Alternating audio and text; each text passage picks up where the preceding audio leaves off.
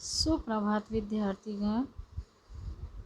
आज आप पढ़ेंगे जामुन का पेड़ नामक पाठ के प्रश्नोत्तर।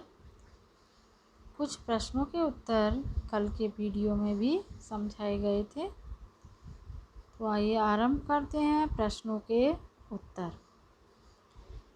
प्रश्न है, कहानी में दो प्रसंग ऐसे हैं जहां लोग पेड़ के नीचे दबे हुए आदमी को निकालने के लिए कटिबद्ध होते हैं। ऐसा कब कब होता है और लोगों का यह संकल्प दोनों बार किस किस वजह से भंग होता है। एक बार फिर प्रश्न, कहानी में दो प्रसंग ऐसे हैं जहां लोग पेड़ के नीचे दबे हुए आदमी को निकालने के लिए कटिबद्ध होते हैं, तैयार होते हैं। ऐसा कब कब होता है और लोगों का यह संकल्प दोनों बार किस किस वजह से भंग हो जाता है। तो देखेंगे इसका उत्तर। पहला प्रसंग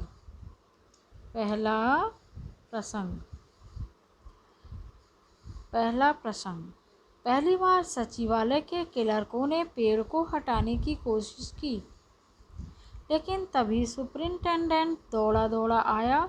उसने कहा कि पेड़ व्यापार विभाग के अंतर्गत न होकर कृषि विभाग के अंतर्गत आता है, अतः वह इस मामले को अर्जेंट बनाकर कृषि विभाग में भेज रहा है।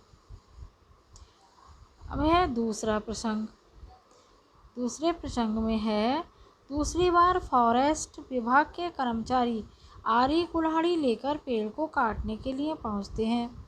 तब विदेश विभाग का आदेश आता है कि वे उस पेड़ को नहीं काट सकते,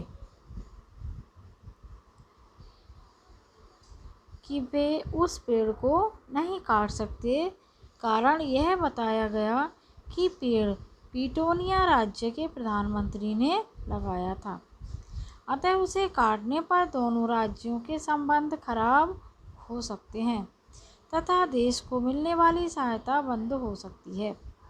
एक बार फिर बच्चों, दूसरा प्रसंग, दूसरी बार फॉरेस्ट विभाग के कर्मचारी आरी कुल्हाड़ी लेकर पेड़ को काटने के लिए पहुंचते हैं।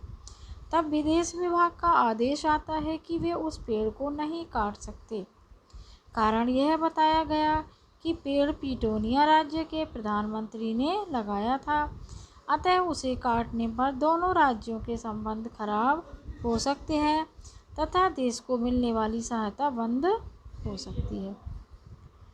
प्रश्न है अगला, यह कहना कहाँ तक युक्ति संगत है कि इस कहानी में हास्य के साथ साथ करुणा की अंतर्धारा है। अपने उत्तर के पक्ष में तर्क दें। यह कहना कहाँ तक युक्ति संगत है कि कहानी में हास्य के साथ साथ करुणा की अंतर्धारा है। अपने उत्तर के पक्ष में तर्क दें। तो यह कहानी हंसते हंसते रुलाती है। कहानी के आरंभ से अंत तक करुणा की अंतर्धारा व्याप्त है। कहानी के आरंभ में जब एक आदमी पेड़ के नीचे दब जाता है तो भी करुणा का दृश्य था, और कहानी के अंत में भी जब आदमी जामुन के पेड़ के नीचे दबकर प्राण गंवा देता है। वास्तव में इस कहानी में क्लर्कों और अधिकारियों की फूहड़ हरकत करुणा को गहरा करती है। वास्तव में इस कहानी में क्लर्कों और अधिकारियों की फूहड़ हरकत करुणा को गहरा करती है। जब क्लर्क जामुन के रसीले फलों पर चटखारे ले रहे होते हैं, तब पेड़ के नीचे दबा मनुष्य करा रहा होता है। कुछ मनचले युवक तो पेड़ को बचाने के लिए आदमी को काट देने की सलाह भी देते हैं। तब करुणा और हास्य अपने चरम पर होते हैं। इस प्रकार इस कहानी में करुणा और हास्य का सम्मिश्रण दिखाई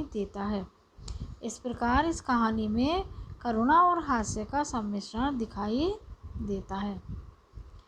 अगला प्रश्न है, माली और चपरासी ने पेड़ के नीचे दबा आदमी देखकर उसकी सहायता क्यों नहीं की। वे अपने अधिकारियों को बताने क्यों चल दिए? माली और चपरासी ने पेड़ के नीचे दबा आदमी देखकर उसकी सहायता क्यों नहीं की? वे अपने अधिकारियों को बताने क्यों चल दिए? तो इसका उत्तर है, माली और चपरासी ने पेड़ के नीचे दबे आदमी की सहायता नहीं की, क्योंकि वे भी अपने अधिकारियों जैसे ही थे। वे अपने अधिकारियों को प्रसन्न रखना बखूबी जानते थे। सचिवालय में काम करते करते वे जान चुके थे कि अपनी मर्जी से काम करोगे तो सारी जिंदगी जवाब तलब में ही बीत जाएगी। वे जानते थे कि अपनी मर्जी से काम करोगे तो सारी जिंदगी जवाब तलब में ही बीत जाएगी। बड़ा अधिकारी एक एक बात पूछेगा, इसलिए वे छोटी बड़ी बात को अपने अधिकारियों से पूछकर ही करते हैं, तथा वे हृदयहीन भी हैं। लोगों की मजबूरी का फ़ायदा उठाते उठाते उन्हें दूसरों के दुख से कोई फ़र्क नहीं पड़ता। हृदयहीन कैसे हैं? लोगों की मजबूरी का फ़ायदा उठाते उठाते उन्हें दूसरों के दुख से कोई फ़र्क नहीं पड़ता। तो छात्रों, इन प्रश्नों को आप बार बार सुनेंगे और समझेंगे तो आपको आसानी से समझ में आ जाएंगे। धन्यवाद।